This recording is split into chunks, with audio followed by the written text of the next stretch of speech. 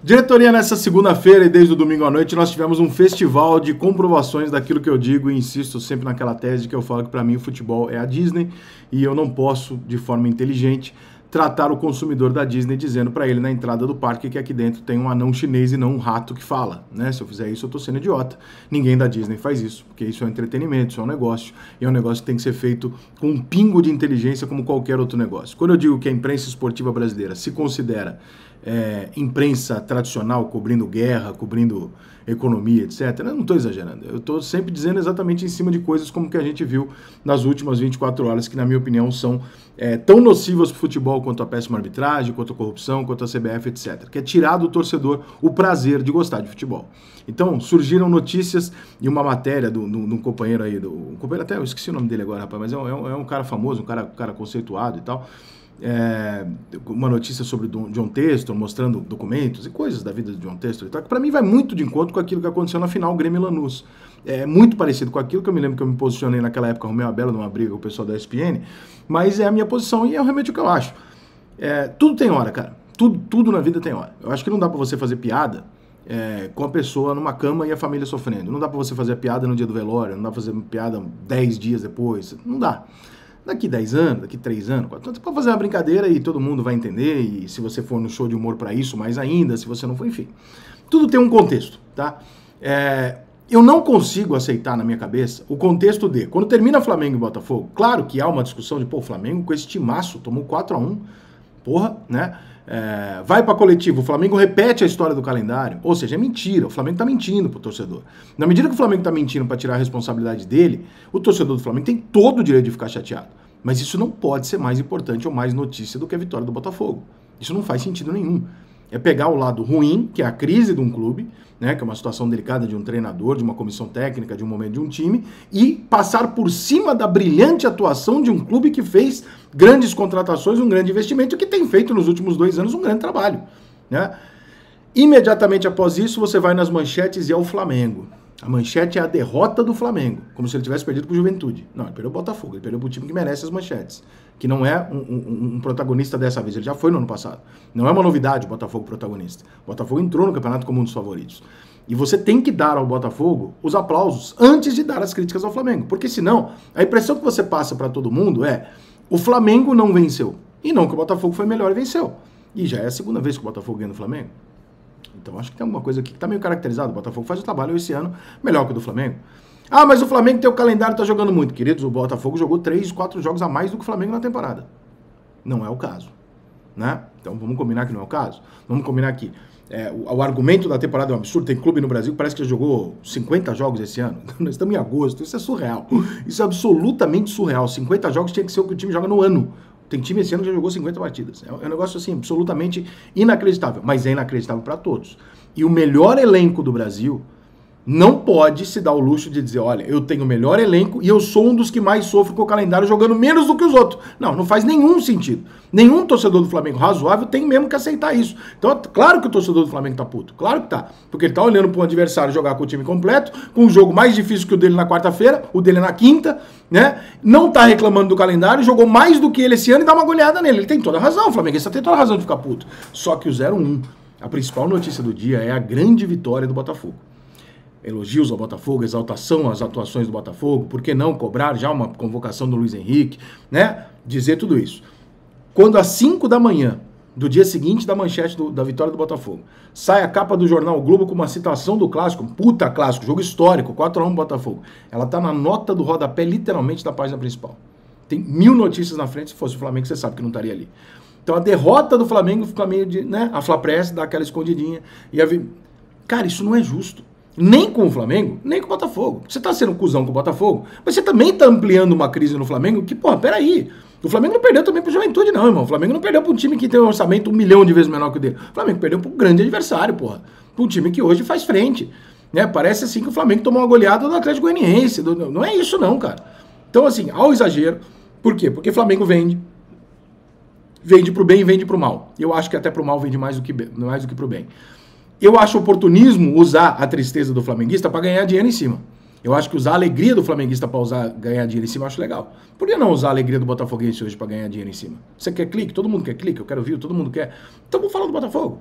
Né? Vamos citar os problemas do Flamengo, mas, porra, primeiro, Paulo Botafogo, que grande partida, que grande atuação, que menino bom que entrou ali do lado esquerdo e fez os gols, pô, que maneiro e tal, que belo treinador tem o Botafogo e tal, vamos falar das coisas boas. E depois a gente fala também do Flamengo, que perdeu o jogo, mas o Flamengo não perdeu o jogo pro vento, para 11 cones, ele perdeu porque o Botafogo foi melhor. Não porque ele sozinho, né, aí já vem uma dose imaginária da mentalidade megalomaníaca também, que parte da diretoria do próprio Flamengo, de achar que o Flamengo joga contra cones, ou seja, o Flamengo tem que ganhar todo jogo, ele é melhor que todo mundo, ele tem que ser melhor em tudo, se ele não ganhar o campeonato é um absurdo, ele não pode priorizar a competição, ele tem que ganhar as 3, se ele não ganhar as 3 ele tem crise, enfim, aquelas coisas do Flamengo. Mas, cara, aí às 5 da manhã sai uma notícia, uma reportagem falando sobre os envolvimentos, o passado do John Textor e tal. Eu não estou contestando a matéria. Eu não estou contestando a matéria nem a veracidade dela. O meu ponto é, por que hoje? Por que às 5 da manhã de hoje? Será que você não pode permitir ao botafoguense, na tua linha editorial, falar, olha, eu já tenho pauta para segunda-feira. É a alegria do botafoguense comemorando a vitória do Clássico, a repercussão do Flamengo. É isso, a pauta é essa. Temos São Paulo e Palmeiras, temos jogaço, temos semana inteira de jogo. Vamos deixar essa notícia do texto que não é urgente, é uma reportagem, para, sei lá, sexta-feira? Ou para... Vamos deixar? Porque se a gente colocar hoje, a gente está broxando o cara em relação a ontem, numa notícia que não tem data, não tem contexto para estar aqui nesse momento, e ainda criando um tumulto para quarta-feira. Ah, Rica, mas a notícia não tem que escolher a hora. Tem, porque essa notícia ela não é de hora. É uma notícia claramente de uma investigação de algum tempo. Como foi o drone do Grêmio. O Grêmio chegou na final da Libertadores contra o Lanús. A imprensa brasileira, a ESPN especificamente, foi uma menina lá, que inclusive é péssima profissional, não me lembro o nome dela, que é uma pessoa maldosa, mente sobre os outros, dá notícia errada, enfim, pessoa péssima. Ela tinha informação de que o Grêmio estava usando um drone para observar o treino do adversário há algum tempo, né, alguns jogos. No dia da final do Grêmio, que o Grêmio vai decidir uma Libertadores, time brasileiro contra time argentino, solta a notícia. Qual que é a urgência dessa notícia? Qual que é o interesse que você tem em criar um ambiente ruim, um problema para um time brasileiro no dia de uma decisão onde nós vamos disputar contra a Argentina? A imprensa argentina toda blindando o Lanús, torcendo pro Lanús e o caralho, e depois a gente fala. E é o que eu sempre falo, você não precisa não fazer, basta saber o timing de fazer. A única coisa que você faz com uma matéria dessa, que você faz com uma situação dessa, é você pegar o Botafoguense e falar assim, então, Botafoguense, tá feliz? Não fazia tempo que você não estava feliz desse jeito, meter 4 no Flamengo, então agora eu vou acabar com a sua alegria. Eu vou meter a crise aqui hoje de manhã, que é pra você saber que isso aqui é um absurdo, que o cara... Pô, irmão, eu botei isso aqui no Instagram e eu vou falar aqui pra encerrar o vídeo de forma muito prática, clara e direta. Eu não acho que o John Textor não tenha nada de errado, pelo contrário. Eu imagino que sim. Porque qualquer pessoa normal que tenha muito dinheiro, essa pessoa só investe dinheiro no Brasil se ela souber de algum caminho que não seja exatamente os caminhos normais. Porque não tem por que você botar dinheiro num país extremamente inconstante, fudido, corrupto pra caralho, que você não tem segurança jurídica nenhuma e tal. Pra você botar o dinheiro aqui, você tem que ter um jogo de cintura, digamos, que você a mais. Então eu não acredito em porra nenhuma, tá? Eu não acredito em porra nenhuma. Eu não acredito em nenhum dirigente que largou tudo pra trabalhar no futebol pra não ganhar dinheiro. Eu não acredito na honestidade de dirigente nenhum. Eu não acredito na honestidade de ninguém que tem um cargo no Brasil que não seja altamente bem remunerado. Ou você tá lá para você ganhar o seu dinheiro, ou você está ganhando dinheiro de outra maneira, tá? Então pode ser que você use o seu cargo para ganhar dinheiro, pode ser 1000 coisas, mas eu não acredito 100% em ninguém. Eu conheço, como vocês, meus colegas jornalistas, conhecem, se não conhecem, comecem a conversar mais com gente de futebol, sai do estúdio um pouquinho, pelo menos 20, 25 esquemas desenhados do princípio ao fim de corrupção no futebol brasileiro. Só que a gente não pode falar, porque a gente não tem comprovação disso. Eu, no meu caso, não sou repórter, então, para mim, existem funções do jornalismo, tá, gente? Só para explicar. Tem gente que comenta, tem gente que narra, tem gente que investiga, tem gente que... São coisas diferentes. A minha função nunca foi reportar, fazer reportagem foi atrás disso. Foi o que eu escolhi, então não faz sentido, né? Não é a minha função. A função é de quem faz isso. Agora, quem faz isso, tem isso na cara dele a semana inteira. Esquema de multa de treinador, esquema de venda de jogador, esquema de adiantamento de empréstimo com o empresário, esquema de devolução em contratos bizarros para o empresário, esquema de luvas adiantadas e luvas finais com número X de jogos que sequer a imprensa tem acesso às vezes. Eu não tenho curiosidade de saber. Você tem a noção de quantos jogadores tem no futebol brasileiro? Que no contrato dele está escrito assim, ó, você vai ser contratado aqui por 3 milhões de euros. Pagamos pro time lá 3 milhões de euros e tal, não sei o quê. Você tem um contrato que você vai ter uma luva de $1 milhão. Os caras falam, pô, tá bom, ganhei $1 milhão. Eu fui 3, ganhei $1 milhão, tá ótimo. Mas tem um contrato aqui que diz que você completar 50 jogos do time, você ganha mais $2 milhões. Eu dobrei o valor que eu ia pagar pro clube do cara? Estranho, né? Já tô dando um salário pro cara. Esse dinheiro não é do cara. Ô, minha gente, a gente sabe disso. E nunca fizemos nenhum escândalo em cima disso nos dias, né? Nunca fizemos quase nunca. Imagine nos dias específicos de uma... Você acha que se o Flamengo campeão da Libertadores, no dia seguinte alguém vai colocar lá que existe uma suspeita de alguma coisa de errada no Flamengo? Você acha que pode o Flamengo amanhã ganhar a vaga lá do Bolívar, na sexta-feira de manhã, você amanhecer com o flamenguista rindo de orelha a orelha, e a primeira coisa que você diz pra ele é falar assim, olha, vem cá, então nós temos uma investigação aqui, tem um pai lá da história do Ninho que tá... Caralho, bota isso no sábado, bota... No dia do jogo, você quer tirar do torcedor o prazer botando um monte de politicagem no meio, e não por coincidência, é sempre quando um time que não é aquele que dá mais mídia quando ganha, que é o Flamengo, que vocês vão fazer. A impressão que se dá é assim, cara, nós vamos ser contra todo o sistema, porque no Rio de Janeiro, ao contrário de São Paulo, o Corinthians é mais forte em São Paulo, mas a soma dos outros times não dá, o Corinthians não é maior. O Corinthians não tem a torcida que o Flamengo tem no Rio. No Rio de Janeiro, o Flamengo é mais de 50%, então existe o Flamengo e os outros. Os outros são parte responsável por isso, porque os outros estão muito recibo pro Flamengo. Mas muito recibo pro Flamengo.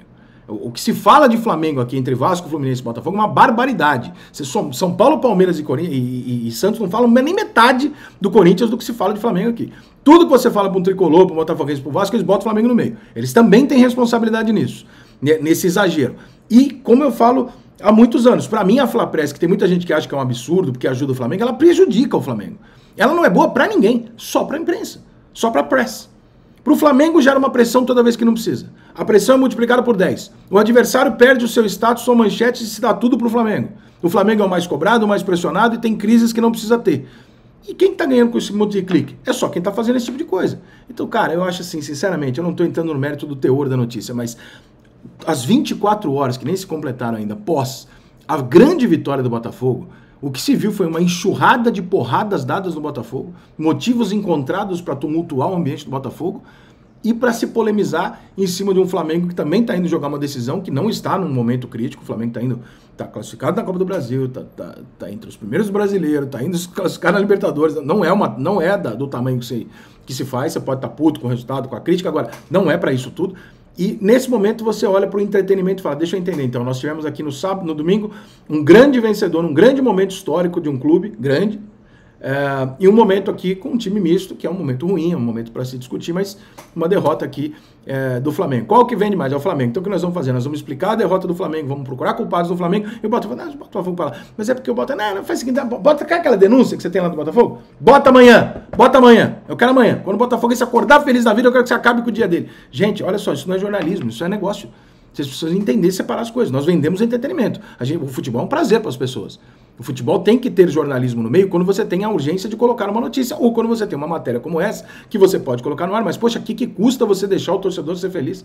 E aí no outro dia você coloca. Parece que é de propósito. Eu vou esperar quando acontecer, eu vou logo depois, horas depois, eu vou quebrar a alegria do negócio. Desculpa, para mim fica caracterizado que isso é mandado. Que isso vem de alguém que fala assim, ó, agora é a hora. Porque não tem sentido nenhum, cara. Quem é que ganha com isso? Qual é a lógica de terminar um jogo como esse, eu fazer um vídeo aqui mostrando as críticas ao clube? O torcedor vai ficar chateado, ele não quer isso, não é o momento para isso. Você tem uma semana para falar essa porra. Então assim, cara, toda a razão do mundo pro torcedor que reclama. Realmente no Rio de Janeiro é muito mais escancarado do que em São Paulo. A imprensa carioca, ela é flamenguista, assim, por vocação mesmo, normal, né? Porque, assim como no São Paulo, a maior parte é corintiana, porque a maior parte dos paulistas são corintianos, a maior parte dos cariocas são flamenguistas. Mas há um exagero covarde em alguns momentos, como nessa vez ficou muito evidente a tentativa, que não é orquestrada, ela não é maldosa do tipo, eles combinam, não é isso. Mas é instintiva, de se menosprezar a vitória do Botafogo, tirar do torcedor do Botafogo a alegria, cobrar do Flamengo, ou seja, no Rio de Janeiro existe o Flamengo. Toda vez que ele não ganhar é um problema, toda vez que os outros ganharem a gente explica. Porra, gente, aí é difícil, cara.